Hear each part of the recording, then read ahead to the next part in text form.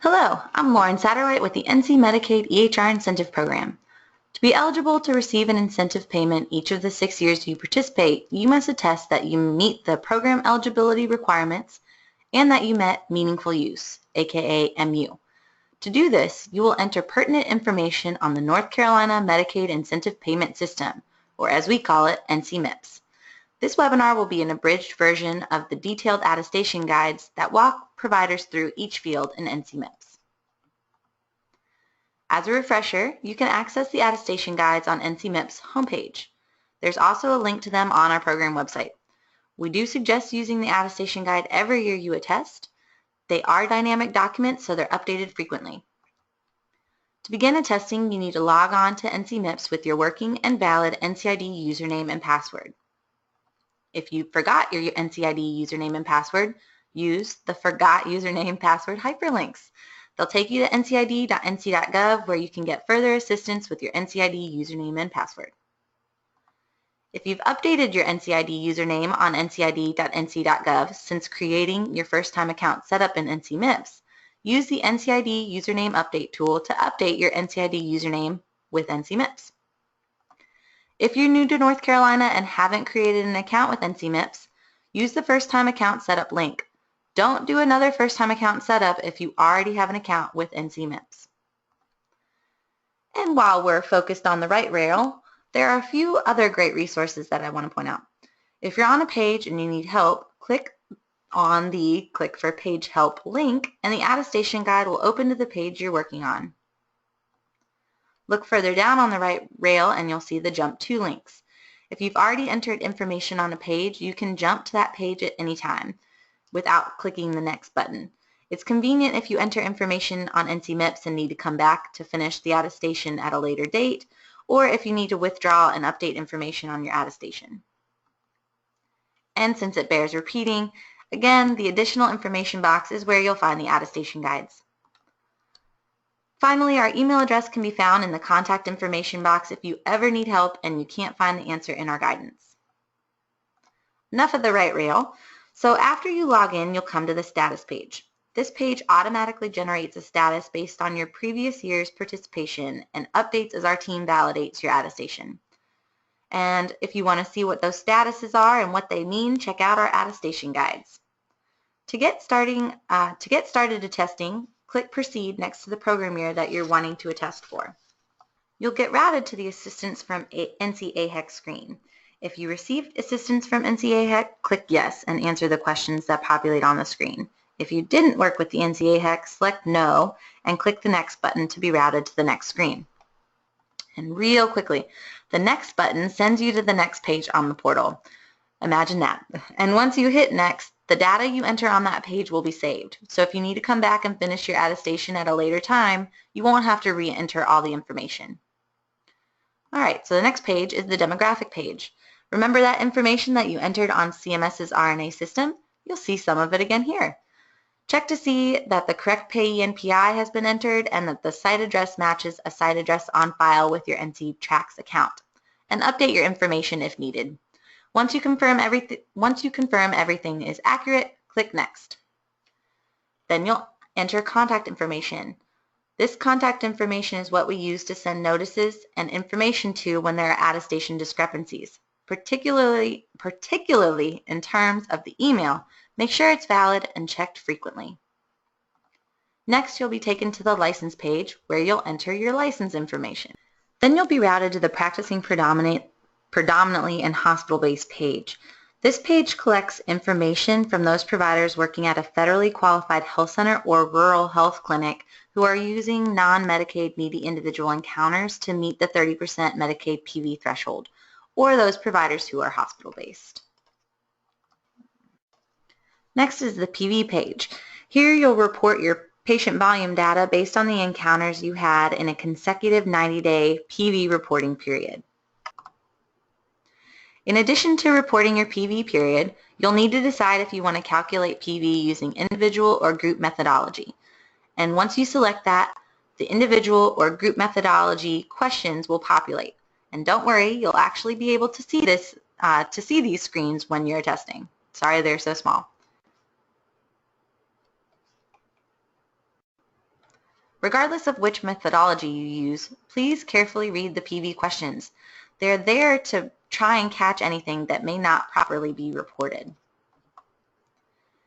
After PV, we come to the Meaningful Use page. At the top of this page, you'll see your Certified EHR Technology number. The CERT number needs to be up to date on CMS's RNA system each year you attest. Below that, you'll see where you can select to attest to Modified Stage 2 or Stage 3 MU. In Program Year 2017, Stage 3 is optional, but it will be required for all providers in Program Year 2018. As a reminder, MU is based on your individual MU information, so even if you chose group methodology to calculate PV, you'll still be entering only your MU reporting period and your MU encounters. Next is the Measure Selection homepage. Here you will see Meaningful Use Objectives and Clinical Quality Measures. Select Begin next to the Meaningful Use Objectives to be taken to Objective 1 of 10 if attesting for Modified Stage 2 and Objective 1 of 8 if attesting for Stage 3. Select Begin next to CQMs to get to CQMs. You do need to fill out both of these, but it's up to you if you want to report your MU objectives or CQMs first. Here's an example of what you'll see if you select Begin next to the MU objectives. Here's the first MU objective for Modified Stage 2. Each page has a similar format. The objective is at the top, then the measure, and then the exclusion criteria if applicable. Read the information on the page and report your MU data accurately per the information that's housed in your EHR. If what you enter on a page is invalid or you don't meet the objective's measure criteria, you'll see an error message letting you know that you'll be denied if you submit your attestation as is. Correct the invalid data before continuing to avoid denial. Once you're done attesting to the 10 or 8 required MU objectives, you'll see the Meaningful Use Objectives Summary screen. This allows you to review the MU data that you're about to submit. Check for accuracy. If there are errors, again, you will receive an error message asking you to correct the invalid data, and the objective will be highlighted in red. If you continue with incomplete or invalid information, you will see a red X in the complete or valid columns on the Measure Selection homepage. However, if everything you've entered is complete and valid, you won't see any objectives highlighted in red on the MU Objective Summary page. And you'll see green checks on the Measure Selection homepage. After entering your MU objective information, move on to the CQMs by clicking Begin. That will bring you to the CQM instruction page. Here you will select the 9 CQMs that you want to attest to. And remember, 3 of the 9 CQMs need to represent 3 different National Quality Strategy domains. If you haven't selected enough CQMs or you didn't represent 3 different National Quality Strategy domains, you'll get an error message.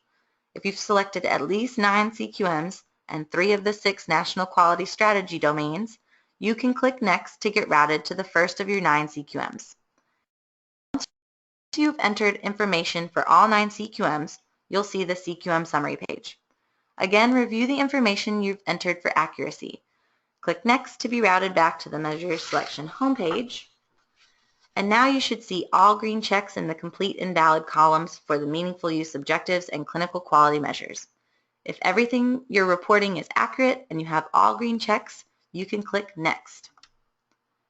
And congratulations, you're almost done.